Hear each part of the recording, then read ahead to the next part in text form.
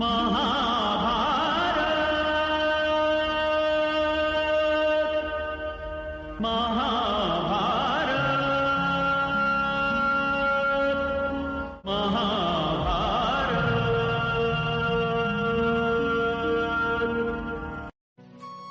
देवव्रत के उत्तराधिकारी घोषित किए जाने के पश्चात उसने बहुत अच्छी तरह राजपाट संभाला। देवव्रत सदैव जनता की भलाई के लिए अग्रसर रहता था और किसी से ज्यादा वार्तालाप नहीं करता था। देवव्रत अपने पिता को हर संभव खुश रखने का प्रयास करते थे। शांतनु ने यह भी महसूस किया कि देवव्रत ने कभी गंगा को याद नहीं किया और राजधर्म का पालन करते रहे। इस तरह हस्तिनापुर का साम्राज्य में खुशी की लहर छाई। इस तरह 4 वर्ष बीत गए। एक दिन राजा शांतनु यमुना तट पर घूमने आए तो उन्होंने एक अप्सरा जैसी सुंदरी देखी जिसका नाम सत्यवती था। गंगा के वियोग के बाद ये पहली युवती थी जिसे देखकर राजा शांतनु का मन प्रफुल्लित हो गया था। राजा शांतनु ने उस सुंदरी सत्यवती से विवाह करने का प्रस्ताव रखा।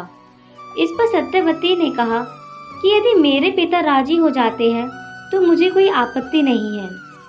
राजा शांतनु अब सत्यवती के पिता केवट राज से मिलने पहुंचे और उनसे उनकी पुत्री से विवाह करने का आग्रह किया।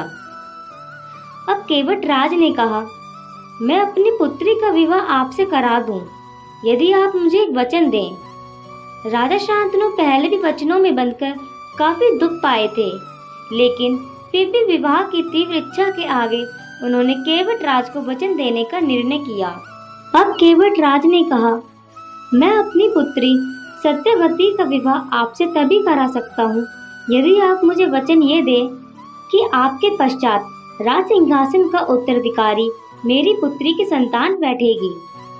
राजा शांतनु एक बार तो उनके इस वचन को सुनकर विचार में पड़ गए, क्योंकि वो गंगा पुत्र देवव्रत के अलावा किसी और को उत्तराधिकारी के रूप में नहीं देख सकते थे।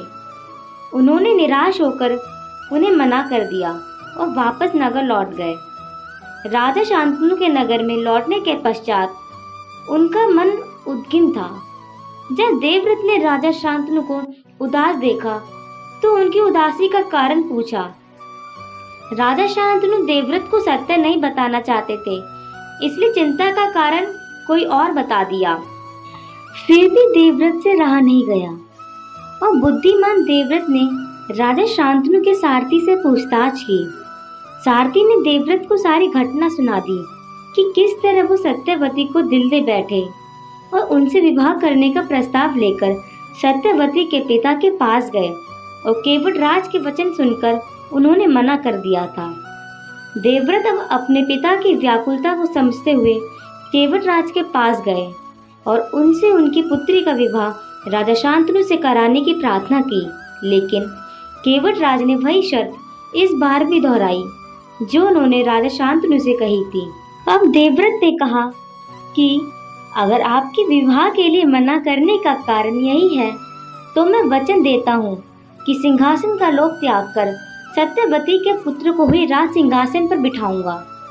देवव्रत के सिंहासन के बलिदान के बावजूद केवट राज संतुष्टि नहीं हुए और कहा, मैं आपके वचन को सम्मान करता हूँ और मुझे पूरा विश्वास है कि कुरु वंश के वचन के लिए प्राण भी दे सकता है, किंतु मैं आपकी संतान पर कैसे विश्वास कर सकता हूँ?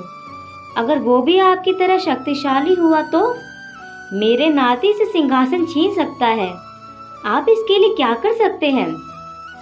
देवव्रत को केवट राज की बात उचित लगी और उनका कहने का तात्पर्य यही था कि यदि देवव्रत अपने भविष्य का बलिदान कर दे तो उनका वचन पूरा हो सकता है। अब देवव्रत ने कुछ समय सोचने के पश्चात एक भीषण प्रतिज्ञा ली। मैं गंगा पुत्र देवव्रत आज ये वचन देता हूँ कि मैं आजीवन विवाह नहीं करूँगा और आजीवन ब्रह्मचर्य का पालन करूँगा। ना मेरी संतान होगी और ना ही आपके नाती को कोई सिंहासन से उठाएगा।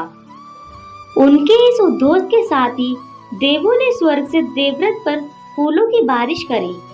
इस तरह देवव्रत ने केवट राज को संतुष्ट करने के लिए भीषण प्रतिज्ञा ली, जिसके बाद से उनका नाम भीष्म पड़ गया।